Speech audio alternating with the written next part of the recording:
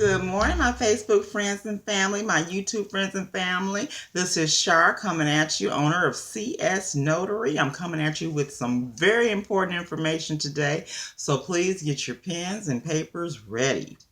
Topic of the day today is we're going to discuss motions, how to file a motion, and we're going to also discuss the process as you're going to the court to file your motions or your answers and things like that, and just some of the people that you come across, okay, and what to be aware of.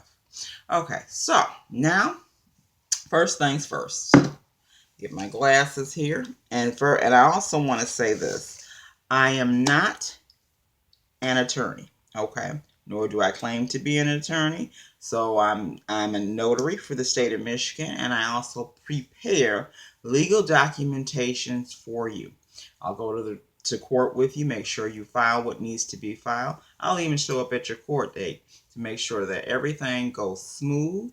And if there's anything that you need notarized or anything at that point, I am there for you.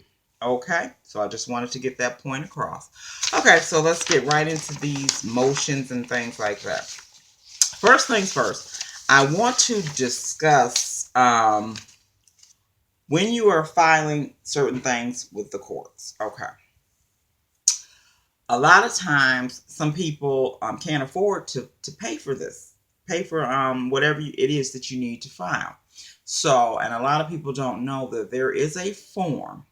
And all states do have it. It could just be called it's usually called a waiver and suspension of fees form. Okay, and it looks something like this. Let me get to grab this so you can take a look. I don't know if you can all see that. Okay, that's what it looks like. Okay. Now, when you are filling out this particular form, basically what it's going to say, you're going to have the plaintiff's, defendant's name or whatever, if that's the case, or whatever you may be filing for that particular case. You're going to make sure you fill it all out.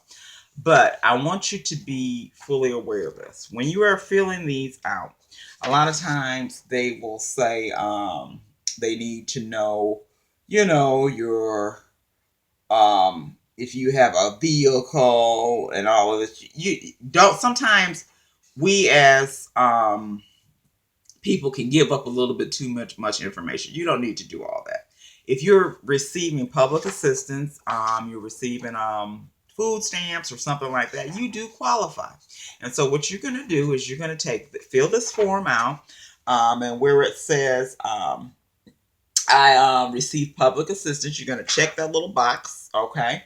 And you're going to make sure, like I said, fill out the top, check that little box, make sure your case number and everything is up at the top. And you're going to also take with you your case action report. So it'll show basically what you get in food stamps or what type of assistance that you receive. If you're receiving SSI benefits or something like this, that you will qualify to take one of these and into the court, to the clerk, and you will be able to file this or whatever, and your fees will be waived. So that is something to really take heed to or whatever, so that you know that a lot of times if you cannot afford, don't just give up your rights because you can't afford to file something. They even have it where, as say if you're filing a bankruptcy or something like that, you can get that fee waived.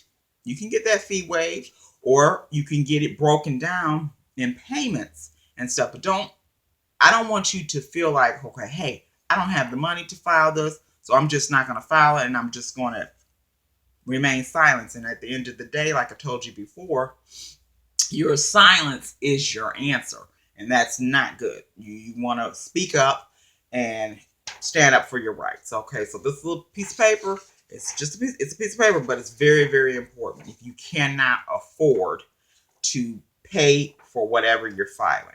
Okay. And you can also get this form here. It'll come with instructions and things like that. For whichever state that you are in, make sure. And again, it's called a waiver / suspension of fees. So waiver, suspension of fees. Okay, so that is very fees and costs. Okay, so that's very important. Okay, that we know what that is. All right, so Okay, now we're going to just go right into the motion itself. Okay. When you are preparing a motion, okay, I do these all the time, and I know you think, oh wow, a motion or whatever. A lot of times we get a little bit sidetracked because we're like, oh my god, what do I do? I don't know how to prepare a motion. What is a motion? Well, basically, what a motion does, the court systems use these all the time. Okay, and sometimes I think it's just to confuse you because I'm a very, excuse me, a simple person. I'm like, well, why can't this just be this? But that's not how it works in the court systems. That's not how it works. If you don't have the proper motion for whatever needs to be or whatever, they're not going to even pay attention to you. And if you go in there and it's not prepared properly, they're going to just throw it out because they have a whole lot of other cases and things to worry about. I'm not saying that you're not important, but you're a case. At this point, you are a case. So when you're filing these motions, you need to make sure, first and foremost, this is a motion here. I'm not going to turn it completely around because it has some very important client information on it, and I can't share that with you. But first things first, when you're preparing your motion, you're going to put the state. For this particular motion, I'm here in Michigan, so it says State of Michigan in the Circuit Court for the County of, and I'm going to leave it at that. I'm not going to let you know what county that is because we don't need to go into that. That's what's going to be at the top of the page, okay? This particular one was against a mortgage company. So the mortgage company happens to be the plaintiff, and the individuals are the defendants in the case. Okay, so, and they are also, the mortgage company is being represented by an attorney. Okay, so all of that needs to be on there. So the mortgage company's information, and it needs to say I'm going to say ABC Mortgage Corporation plaintiff, and it needs to say versus the defendant's name and the defendant's address, and then the law office address, and it also needs to state, well, hey, the law office is representing the plaintiff. Okay, ABC Mortgage. Okay, it also needs to have a case number at the top of it with the honorable judge's name up under the case number. Okay, so that's how you're gonna start this off. Okay, now it's gonna require what the motion is for. So basically, this motion, what I put here, it's a motion to dismiss. Okay, because what my reason was, it was lack of verification and validation. Okay, but you have to put what you want with this motion. So if it's not verification and validation, it could be something totally different. But you need to make plain and clear, hey, this is what this is, and if you're the defendant or if you're the plaintiff, okay? It must include facts.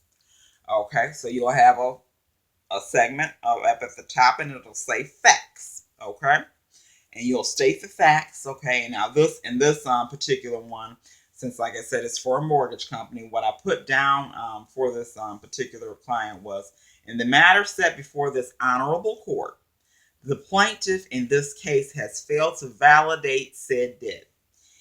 In January, 2018, a request for verification and validation was sent to the plaintiff's attorney. And in response, they have provided only computer-generated reports and transactions, which may not be accurate. They also have failed to, by not providing proof of their client's ownership of said debt. Okay, and all of these things are things that you can request in your motion and stuff like that. All of these things you can request in your motion and stuff like that. And it has to be accurate. Now, what I want you all to realize is the courthouse and the courts, in the court system, it's all about the burden of proof. Okay? The burden of proof. And I want you to realize this too. When you're standing in front of the judge, okay, and you're presenting your motions and things like that and stuff, the judge can only grant you what the court of law allows. Okay, so a lot of times I know we get frustrated with judges and things like that, but they're only going by what is allowed in the judicial system. That's all they can go by.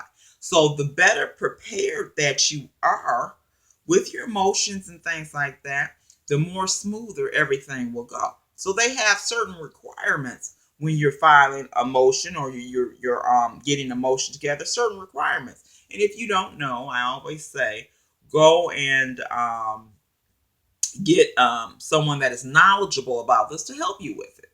Okay, but you can always remember you can do this stuff yourself, but don't go in there and you're just looking, excuse me, ill prepared and things like that, and you're just all over the place. At least have enough common sense to ask someone that is knowledgeable of these things. Okay, so now you've passed your facts here. So the facts. Now you're going to go to your arguments. Okay, now this particular case, this is what I just basically put. Okay, this is in the arguments. And it says, due to the plaintiff's failure to verify, validate, proof of ownership of said debt and under violation of the Fair Credit Collections Practice Act and also the Fair Credit Reporting Act, we, the defendants, because it was more than one defendant on here, we, the defendants, see it only being fit that this honorable court grant the motion to dismiss for lack of verification, validation, and proof of ownership. This is a legitimate way to get it dismissed. This is legitimate or whatever, because all those facts that are stated in this particular motion are true.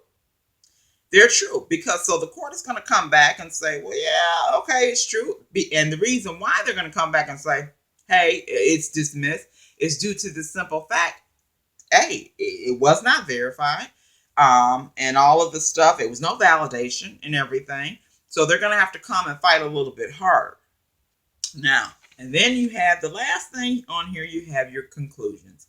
And basically, with the conclusions I just put, with the defendants in this matter thank this honorable court and appreciate your prompt attention in this matter. Sincerely, and then I put the client's names. Okay, at the bottom of them, and they signed off on it. Now, after all of that, and that was just a mini motion. Sometimes my motions really get into detail, depending upon how big the case is. But I wanted to tell you what a simple motion requires. You have your facts, you have your arguments, and you have your conclusion.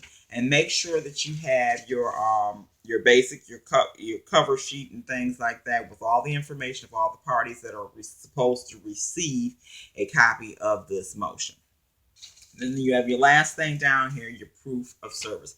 It is very important. Now these sheets, the proof of service, you can go online and you can print off your proof of service sheet and everything. Get that to going and fill that out, and it's going to basically ask all the addresses that this motion is supposed to go to, and you're going to mail it all off. I would suggest what you do is you send this off certified with a return receipt so that you'll get the little green card in the mail, or like I said again, you can go online and print it off, the delivery information off from there or whatever. But that's just your burden of proof to show that, hey, this was filed.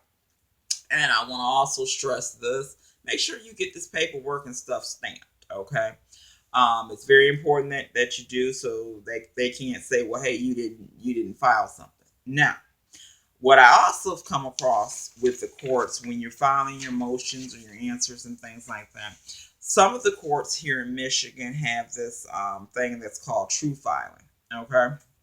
So it's just basically an e-file thing, and you have to set up an account with the true filing and things like that in order to I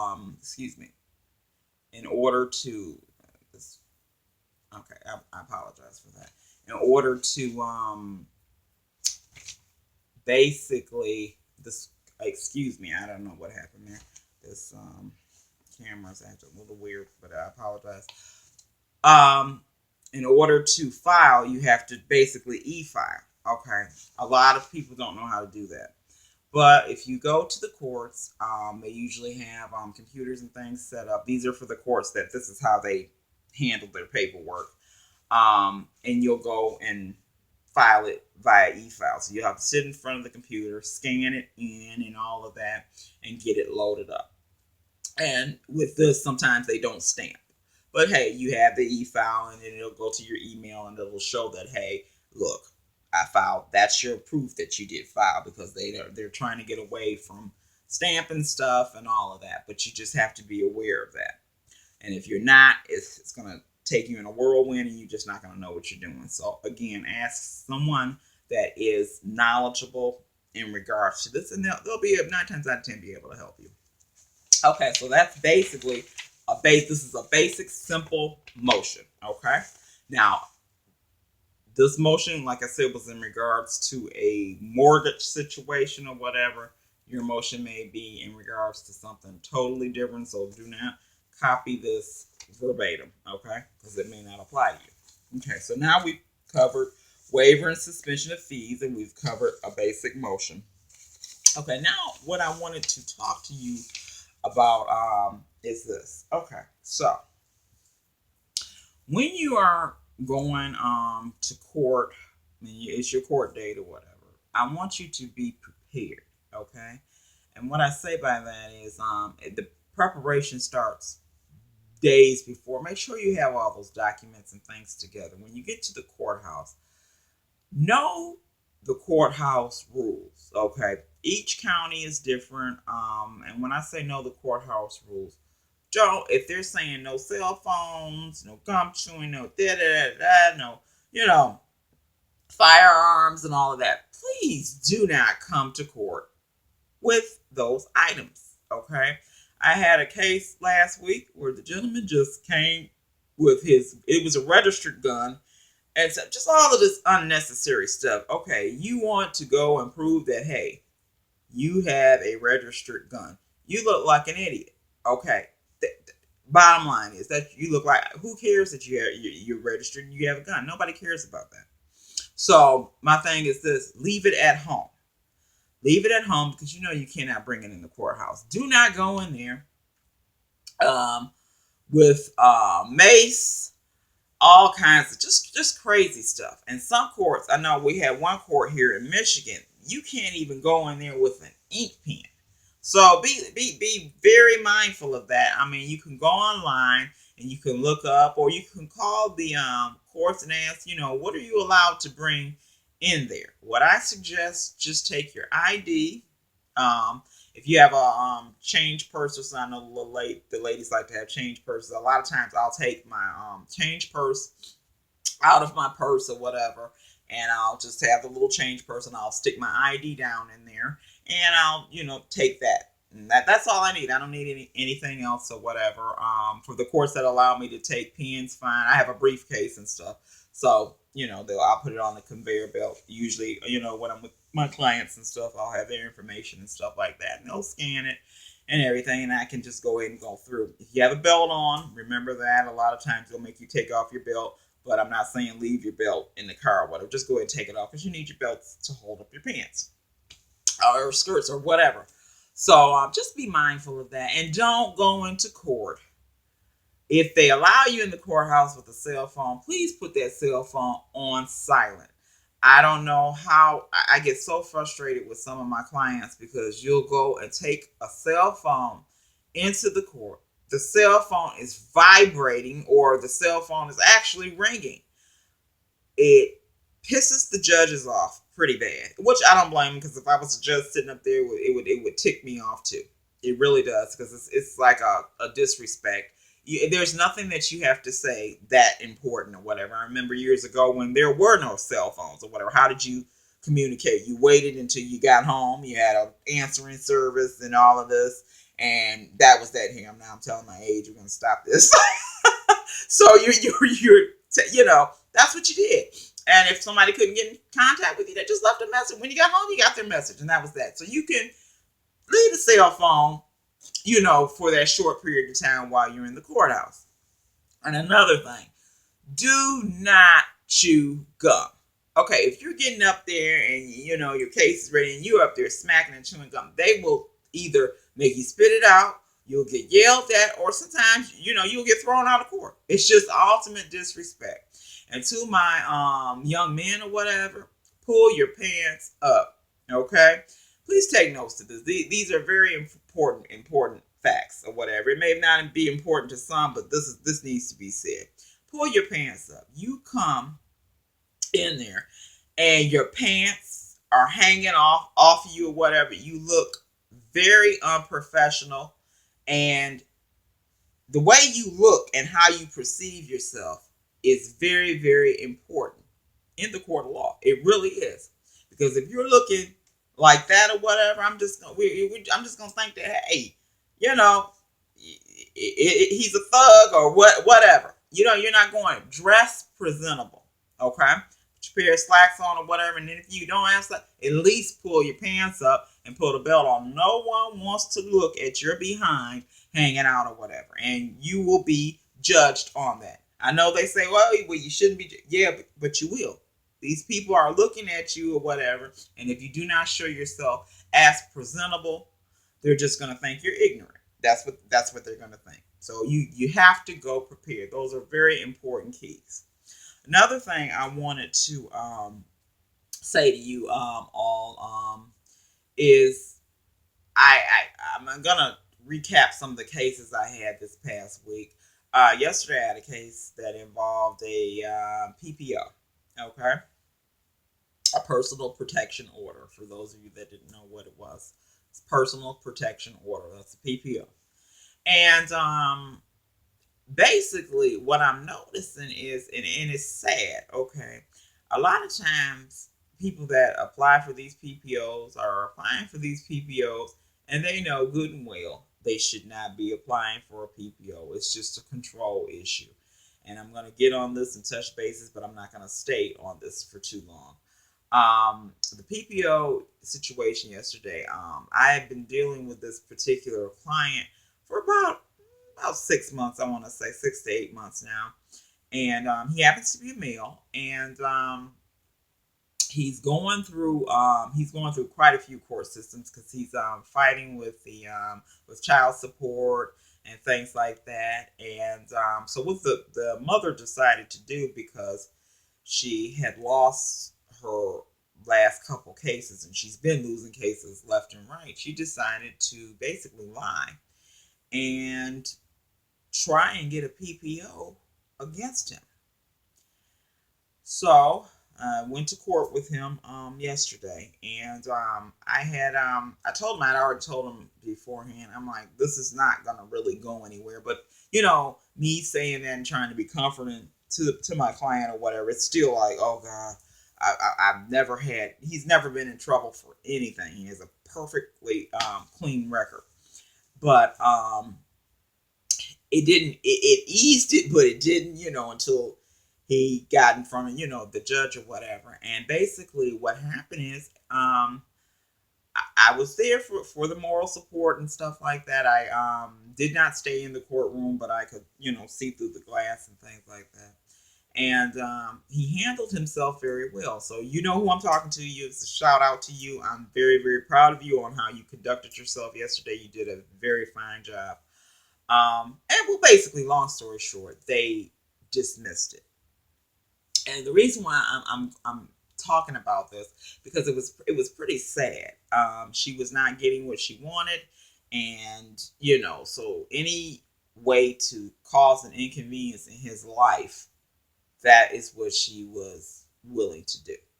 It is sad or whatever. So a lot of times, some people use the court systems to put things on you that are not true, but you have to stand up and you have to fight and you have to show up to these court dates, because if he had not showed up to that court date, what they would have ended up doing is putting a bench warrant out for his arrest to make him come to court, and we don't want that. A lot of times, we'll sit there and we'll ignore court summons and things like that. Do not ignore that stuff, and I mentioned that in a video, one of the videos I did a couple weeks ago or whatever. Do not, again, your silence is your answer, and that may not always be the best thing.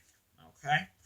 All right. I wanted to also touch bases on court clerks. Okay. So some of you are not gonna be too happy with this.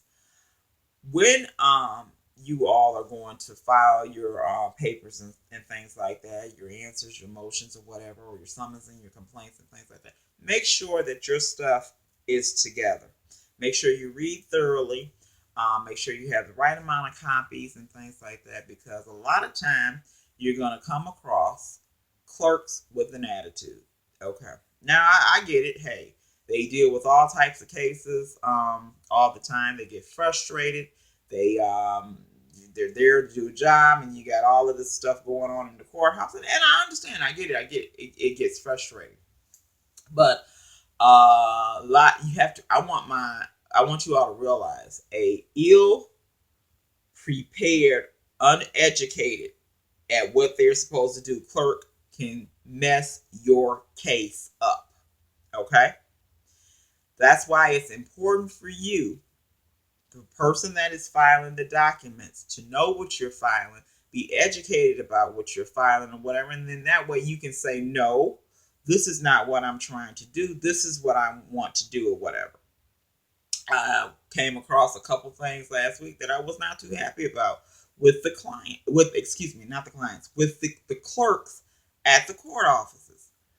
I'm like, are you serious? You have a job to do or whatever, but this is how you talk to the people. You're very ill prepared. I had an idiot down in one of these counties. I'm just like, are you serious? You're not listening to anything that the client is trying to file or trying to do. You're just running off at the mouth. You have an attitude. And so that's when I'll step in. Usually, I'll let the client go ahead and speak, because like I said, I'm not an attorney, so I don't have that power to just go, and just speak. You have to give me that permission. So long story short, I ended up having to handle the situation, which did not go very well, but I always maintain very professional. I don't have to curse at you and all of this stuff. So I just basically told the lady that she was an idiot in so many words, and that she was not listening. And if she had listened to what the client was trying to file, we wouldn't have been standing at the desk for approximately 10 minutes. So a clerk that is uneducated about what she is doing, or he or she has an attitude or anything like that, can mess up your case. So be very mindful of that. Know what you're filing, okay, before you file it. Have your documentation ready. Have your number of copies ready. It is very, very important. Or whatever. It makes things easier when you can turn around and say, well, that's not what I wanted to file. This is what I wanted to file. And ask them to stamp the documents, or get you to the right floor or where you have to be. That is their job or whatever. And, it makes things go a lot smoother. Okay, I think I pretty much summed it up today on what I wanted to talk about with you all. I will do a video next Tuesday around the same time, so look forward next Tuesday. And I want to say, please, if you have any questions or concerns, my business hours are from 9 a.m. to 6 p.m. Monday through Friday. If you call me back, call me after hours or whatever, just leave a voice message and I'll get back to you the next business day. Please go to YouTube. Hit subscribe and like. You leave your comments. I really would love for you all to do that or whatever. So just go to YouTube, hit subscribe and like. It's CSNOTARY, okay, at YouTube. And then also, if you want to get in touch with me personally, you can reach me at 313-412-9519, or you can send me an email at csnotary@hotmail.com, and I will get back with you as soon as possible. I usually like either get back with you the same day, or I'll get back with you the next following business day. So I guess that's basically it. And I also wanted to say this, and I always say this in all my videos. I am not an attorney, nor do I claim to be, nor do I wish to be. Okay? I am a notary for the state of Michigan, and I help prepare legal documentation, and I help you file your motions and your legal documents and things like that. That's what I do. So, with that being said, I thank you so very much for tuning in. Again, take care. You have a fabulous day.